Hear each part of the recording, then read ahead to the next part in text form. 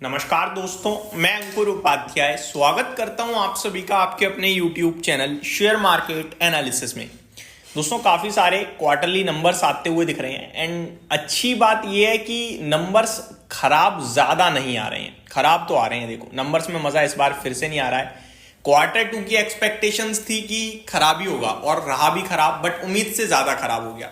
Quarter three से expectations थी कि क्वार्टर टू के सामने इंप्रूव करेगा, कर भी रहा है, बट अभी भी वो कॉन्फिडेंस नहीं आ रहा कंपनियों के रिजल्ट्स को देखकर कि अर्निंग्स लौट रही हैं, जीडीपी में ग्रोथ आ रही है, दिख तो नहीं रहा है। बाकी लेट्स सी क्या होता है। अब एक एक करके मैं पहले आपको स्टॉक्स के नाम बताता हूं एंड आफ्टर दैट हम बात करेंगे स्टॉक्स के रिजल्ट्स के बारे में।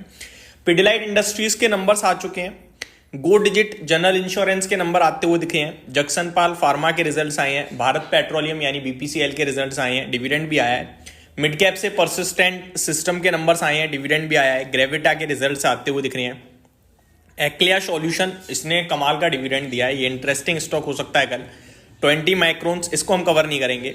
हिंदुस्तान यूनिलीवर ऑलरेडी मैं कवर कर चुका हूं। नंबर्स के फ्रंट पे तो ठीक है, लेकिन कमेंट्री कंपनी की उतनी स्ट्रांग नहीं दिखी।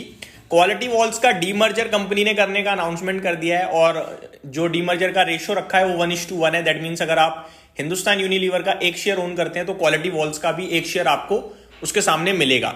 तो वो डीमर्जर अनाउंस कर दिया है और इस डीमर्जर का बाजार को काफी लंबे समय से वेट था। तो कहना तो मुश्किल है स्टॉक ऊपर जाएगा या नीचे, बट स्टॉक ने खराब कुछ नहीं करा और डाउनसाइड यहां से दिखती नहीं। अब 2340 रुपए से नीचे हिंदुस्तान यूनिलीवर क्या ही जाएगा। 3000 करोड़ का प्रॉफिट पेश करा है कंपनी ने इस बार, तो ज्यादातर फ्रंट पे ठीक है। एक एक्विजिशन भी अनाउंस करा है। ये सारी चीजें शुरू करते हैं पिडिलाइट इंडस्ट्रीज के साथ। कंसोलिडेटेड नेट प्रॉफिट कंपनी का 510 करोड़ से बढ़कर 552 करोड़ पे आया है साल दर साल। रेवेन्यू 3130 करोड़ से 3369 करोड़ पे आता हुआ दिख रहा है। तो दोनों फ्रंट पे ठीक है, ईयर ऑन ईयर बेसिस पे। मल्टीपल स्टॉक्स कवर कर रहा हूं तो ईयर ऑन ईयर या क्वार्टर ऑन क्वार्टर एक सिंगल जगह कर रहा हूं। डिटेल में देखने के लिए आपको पर्टिकुलर स्टॉक को चेक करना होगा, quarter on quarter and year on year basis दोनों जगह। ठीक है जी। अभी अगर मैं पिडिलाइट इंडस्ट्रीज को साल दर साल देखूं तो बढ़ती आ रही है और अच्छी बढ़त है। प्रॉफिट में करीब 10% का जंप दिख रहा है। रेवेन्यू भी हल्का बढ़ता हुआ दिख रहा है।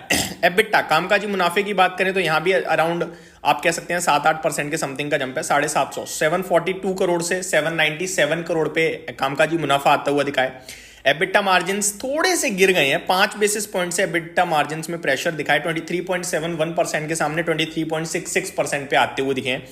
बाकी स्टॉक ऑलरेडी पिटा हुआ है तो मेरे को नहीं लगता कि ज्यादा मार्केट इसे गिराएगा। आगे Go Digit general insurance stand alone net profit 42.9 crore से 119 करोड़, सुपर्ब लग रहा है साल दर साल। तो बाकी इंश्योरेंस कंपनी में बहुत कुछ चेक करना पड़ता है, इसलिए मैं ज्यादातर कवर नहीं करता हूं, बट प्रॉफिट का आंकड़ा अच्छा लग रहा है। रेवेन्यू 1980 करोड़ से 2084 करोड़, तो रेवेन्यू तो कुछ खास नहीं बढ़ा है लेकिन प्रॉफिट अच्छा बढ़ गया है। जक्सन पाल फार्मा की बात करते हैं। पहले तो कंपनी कह रही है कि भैया 23 करोड़ का एक्सेप्शनल प्रॉफिट है तो इसे तो हमें हटाना होगा कंपनी के मुनाफे में से। मुनाफा है 32 करोड़ का, तो 23 करोड़ हटा देंगे तो बचता है 9 करोड़, तो फिर तो मजा ही नहीं आया। ठीक है, नहीं 9 करोड़ भी ठीक है क्योंकि कंपनी ने लास्ट क्वार्टर जो मुनाफा पेश करा है वो 4 करोड़ का है, तो 4 करोड़ से 9 करोड़ है तो अच्छा बोलूंगा मैं। रेवेन्यू 47.2 करोड़ से 74 करोड़, तो जक्सन पाल फार्मा के सुपर नंबर लग रहे हैं साल दर साल। क्वार्टर ऑन क्वार्टर चेक कर लीजिएगा, बट ऐसे तो बहुत अच्छे नंबर हैं। 7.19% से 21.45% कंपनी का मार्जिन आए हैं, तो नंबर्स अच्छे लग रहे हैं दोस्तों जक्सन पाल फार्मा के साल दर साल। अब आते हैं बीपीसीएल, बड़ा नाम। 5 रुपए का इंटर्म डिविडेंड दिया है कंपनी ने अपने शेयर धारकों को। Stand alone net profit 4640 crore पे आया है, बट अनुमान 5000 करोड़ का था, मजा नहीं आया।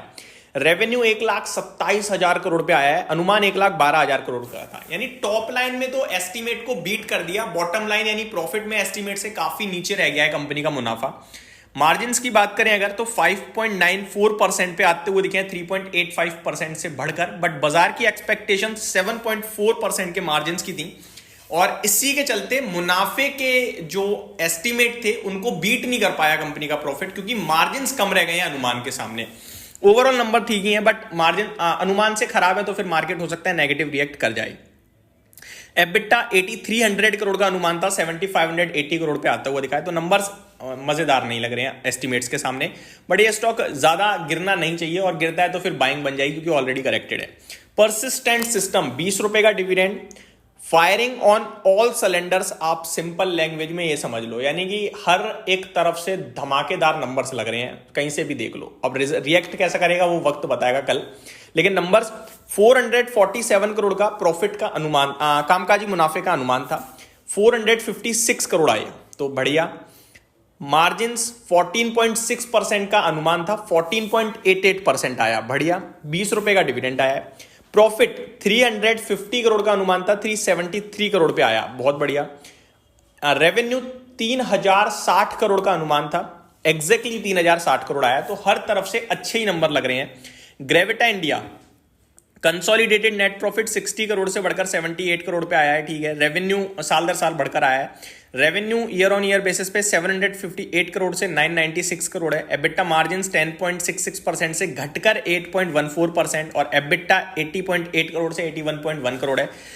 ठीक ठाक नंबर कहूंगा, मिले जुले, ज्यादा खास भी नहीं और बेकार भी नहीं। एक्लिया सॉल्यूशंस की बात करें, 50 रुपए का डिविडेंड, 1515 का शेयर है, 50 रुपए का डिविडेंड, यानी 3% से ज्यादा शेयर के सामने, शेयर के प्राइस के सामने सिंगल क्वार्टर में डिविडेंड, ये बहुत अच्छा लगेगा बाजार को।